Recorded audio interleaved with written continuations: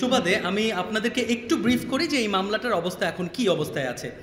প্রথম কথা হচ্ছে যে একেবারে প্রথমেই যখন ঘটনাটা ঘটে তখন একটা জগা খিচুড়ি একটা অবস্থার মধ্যে আমরা পড়ি, কারণ এটার বিচার কি আসলে মিলিটারি আইনে হবে নাকি সিভিল আইনে হবে সেই জিনিসটা আসলে ক্লিয়ার ছিল না। এটার পরে ইভেনচুয়ালি গিয়ে যেটা হলো সেটা হচ্ছে যে যারা কিনা খুনের সাথে জড়িত তাদেরকে মিলিটারি আইনে আনা হলো, যারা বিস্ফোরকের সাথে জড়িত তাদেরকে মিলিটারি আইনে তাদেরকে সিভিল আইনে আনা হলো, এবং যেটা বিডিআরের তৎকালীন যে আইন ছিল যেখানে কিনা 7 বছর ম্যাক্সিমাম সাজা ছিল সেই অ্যাডমিনিস্ট্রেটিভ ট্রাইব্যুনাল কিছু হলো। অ্যাডমিনিস্ট্রেটিভ ট্রাইব্যুনাল 7 বছরের মধ্যে শেষ হয়ে গেল এবং বিচারিক আদালত 2013 সালে প্রথমবারের মতন রায় দিল। বিচারিক আদালত মানে সেটা কিন্তু সিভিলিয়ানদের জন্য যেই কোর্ট সেই কোর্টই। এত বড় একটা হত্যাযজ্ঞ যেখানে কিনা আসলে 57 জন চৌকস সেনাবাহিনী অফিসার মারা গেলেন, তাদেরকে শাহাদাত বরণ করলেন তারা, কিন্তু সেই আইন মিলিটারি আইনে আসলে বিচারটা হলো না। আচ্ছা, 2013 সালের পরে 2013-তে 153 ডেথ পেনাল্টি হলো এবং 160 জনের মতন যাবজ্জীবন কারাদণ্ড হলো। 2017 সালে তারপরে সেই মামলাটি গেল হাইকোর্ট ডিভিশন এবং হাইকোর্ট ডিভিশন ফাঁসির রায় বহাল রাখলো 139-এর এবং 146 লাইফ টাইম ইমপ্রিজনমেন্ট। 2017 রায় দেওয়ার পরে 2020 সালে প্রথমবারের মতন হাইকোর্ট ডিভিশনের 30,000 পাতার রায় আমরা পেলাম, এবং যখন কিনা 30,000 পাতার রায় পেলাম এটার পরেও কতগুলো বছর চলে গেল কিন্তু অ্যাপেলেট ডিভিশনে কোনোভাবেই আমরা জানা গেল না যে এখন মামলা অবস্থাটা কি। এবং আপনারা অবাক হয়ে যাবেন যে 2013 সাল থেকে শুরু করে এই পর্যন্ত পাবলিক প্রসিকিউটরস অফিস এবং অ্যাটর্নি জেনারেলস অফিস, যারা কিনা সরকার পক্ষের আইনজীবী, যাদের ক্লায়েন্ট আমরা, যারা ভুক্তভোগী পরিবার, আমাদের সাথে কোনো ধরনের কমিউনিকেশন রাখা হয়নি। আমরা কোনোভাবেই জানতাম না যে মামলার আসলে অবস্থা কি। আমরা যদি না জানি তাহলে আসলে দেশের মানুষ কিভাবে জানবে? যার কারণে পুরো সময়টা জুড়েই আসলে এই মামলাটার অবস্থা কি অবস্থায় আছে, বিচার আদৌ হচ্ছে কি হচ্ছে না, এই বিভ্রান্তিকর একটা সিচুয়েশনের মধ্য দিয়ে দেশের মানুষ আসলে কিছুই জানে না। 25শে ফেব্রুয়ারি আসার সঙ্গে সঙ্গে তখন অ্যাটর্নি জেনারেল অফিস থেকে একটা হয়তো বা স্টেটমেন্ট দেওয়া হয় যে এই অবস্থায় এই মুহূর্তে আছে।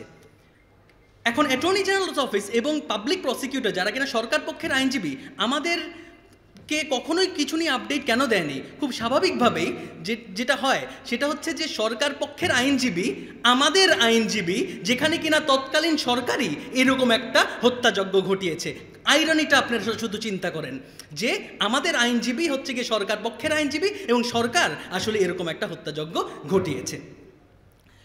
পরবর্তীতে একটা সময় এর মধ্যে আমি অ্যাডভোকেট হওয়ার সুবাদে একজন পাবলিক প্রসিকিউটরকে আমি জিজ্ঞেস করলাম যে আঙ্কেল, আমি একজন অ্যাডভোকেট, আমি আমার বাবার জন্য এটা করব, আমি মনোযোগ দিয়ে এটা পড়াশোনা করব, আমাকে আপনারা একটু সঙ্গে নেন।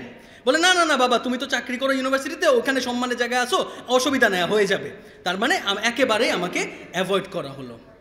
পরবর্তীতে এখন এই যে এই কেসটা যেটা আছে, এতগুলো ডেথ পেনাল্টি, এটা নিয়ে কি আসলে শহীদ পরিবারের মধ্যে আমাদের কি খুব বেশি কিছু যায় আসে?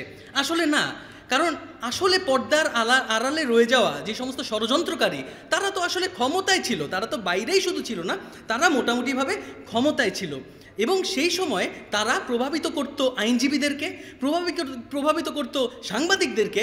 শুধু আইনজীবী কেন, আমার নিজস্ব একটা ব্যক্তিগত এক্সপিরিয়েন্স বলি আপনাদেরকে। আমি একটা মাস্টার্স প্রোগ্রামে ভর্তি হয়েছিলাম ঢাকা বিশ্ববিদ্যালয়ে। ঢাকা বিশ্ববিদ্যালয়ে আইনের শিক্ষক, এখন ঢাকা বিশ্ববিদ্যালয়ের আইনের শিক্ষক উনি। আমি ক্রিমিনোলজি মাস্টার্স প্রোগ্রামে ভর্তি হয়েছিলাম, উনি আমার থিসিস সুপারভাইজার ছিলেন। মাস্টার্স প্রোগ্রামটা ছিল হচ্ছে কি অপরাধ বিজ্ঞান নিয়ে। আমি অপরাধ বিজ্ঞানের থিসিসে চেয়েছিলাম বিডিআর পিলখানা নিয়ে আমি একটা কাজ করতে, কিন্তু সেই শিক্ষক কেমন শিক্ষক, কতটা নিম্ন মানে তার চিন্তাভাবনা। উনি কি বললেন, সাকিব আমি এটা নিয়ে তোমাকে থিসিস সুপারভাইজ করতে পারবো না, আর না হলে আমি তো হাউস টিউটার হতে পারবো না। এখন উনি এখনও আছেন ঢাকা বিশ্ববিদ্যালয়ে আইনের শিক্ষক, নাম বলছি না।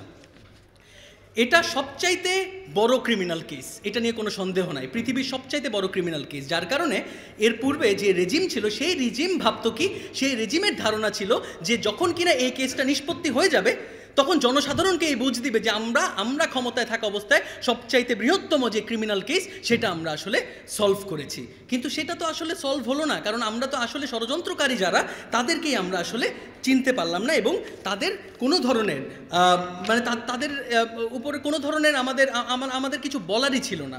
এবং শুধু তাই না, তারা কি করলো, তারা যদিও কিনা তারা ক্রেডিট নিতে চেয়েছে, তবুও দেখা যাচ্ছে যে বিভিন্নভাবে এই মামলাটাকেই তারা, এই কেসটাকে তারা এটাকে ডিসক্রেডিট করলো। কিভাবে করলো?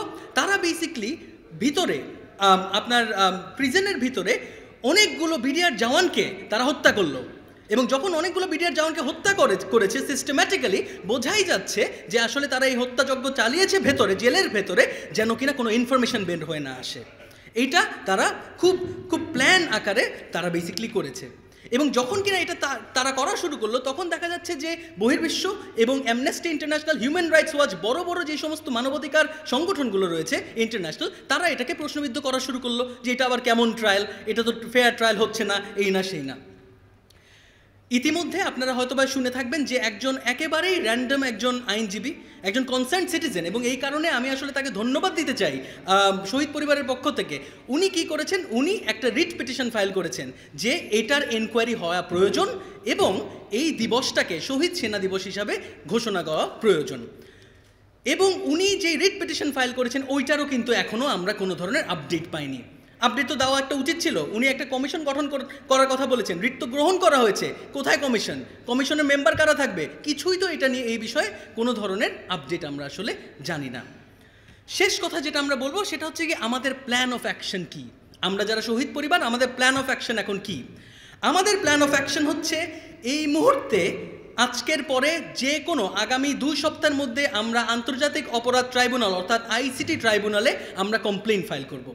এবং সেই ফাইলটা আমরা যখন করব, সেইখানে ইতিমধ্যে আপনারা হয়তো বা অনেকেই জেনে থাকবেন যে 24শে নভেম্বর গ্যাজেট বের হয়েছে, সেই আইনের সংশোধনী হয়েছে, এবং আমরা যারা কমপ্লেনেন্ট থাকব, এই কমপ্লেনেন্টের জন্য সেই সংশোধনী আইনের মধ্যে খুব পরিষ্কার করে ভিকটিম প্রোটেকশনের কথা বলা রয়েছে। যেহেতু একজন অলরেডি বলে গেল যে ইন্টারিম গভর্নমেন্ট আমাদের দিকে তাকায়ও নেই, আমাদের আর্তনাদের কথা তারা শোনার সময় নাই, আমাদের জন্য 5টা মিনিট সময় হয় নাই তাদের এত দিনের ধরে, যার কারণে এতটুকু আমরা অন্তত পক্ষে আশা করি যে আমরা যখন ট্রাইব্যুনালে কমপ্লেন করব, কমপ্লেনেন্ট যারা থাকবেন তাদেরকে অন্তত পক্ষে আপনারা কিছুটা হলেও প্রোটেকশন দিবেন অথবা দিতে পারবেন। আমরা যখন ফাইল করব, এই প্রোটেকশনের কথাটা কেন আসছে, কারণ আমরা ফাইল করব কাদেরকে নিয়ে, এই জিনিসটা বুঝতে হবে।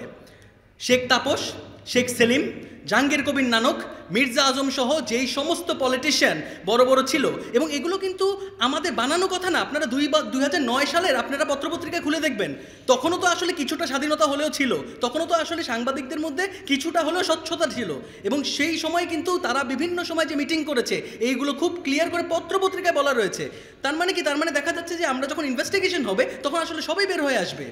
1, 2 হচ্ছে যে আমরা তৎকালীন প্রধানমন্ত্রী শেখ হাসিনা, ওনার বিরুদ্ধে ওনাকে আমরা অ্যাকিউজ করব, এবং এটা যদি প্রমাণিত নাও হয়, না হওয়ার কোনো কারণ নেই, কিন্তু যদি প্রমাণিত নাও হয় যে উনি ডাইরেক্টলি খুনিদেরকে এই ধরনের নির্দেশনা দিয়েছে, তবে আন্তর্জাতিক আইনে ডক্ট্রিন অফ সুপিরিয়র রেসপন্সিবিলিটি অথবা ডক্ট্রিন অফ কমান্ড রেসপন্সিবিলিটি বলে একটা জিনিস আছে, যেই কারণে উনি আসলে ডিফেন্স মিনিস্টার হওয়া অবস্থায় এরকম একটা ঘটনা ঘটেছে এবং এটার জন্য উনি দায়ী।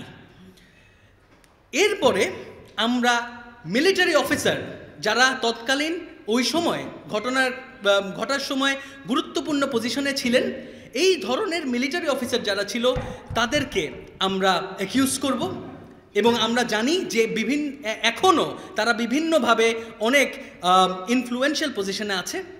এবং শুধু তাই না, খুব দুঃখ সহকারে বলতে হয় যে আমাদেরকে অ্যাকিউজ করতে হবে সেই সমস্ত সাংবাদিকদেরকে যারা কিনা সেই সময় মিস ইনফরমেশন স্প্রেড করেছিল, সেই সময় তারা ন্যারেটিভ চেঞ্জ করার চেষ্টা করেছিল, এমন ন্যারেটিভ দেওয়ার চেষ্টা করেছিল যে যে সমস্ত অফিসার তারাই দোষী, এবং যারা জওয়ান তারা ঠেকায় পড়ে এরকম একটা জিনিস করেছে, তারা ন্যারেটিভ চেঞ্জ করার চেষ্টা করেছিল, এরকম অনেক সাংবাদিক আছে, এবং তাদের এগেনস্টেও আমরা বেসিক্যালি কমপ্লেনটা ফাইল করব। আইনের জায়গাটা থেকে আমি বললাম, আগামীতে কোনো প্রশ্ন থাকলে সকলে কথা বলুক, এরপর আপনাদের প্রশ্ন আপনারা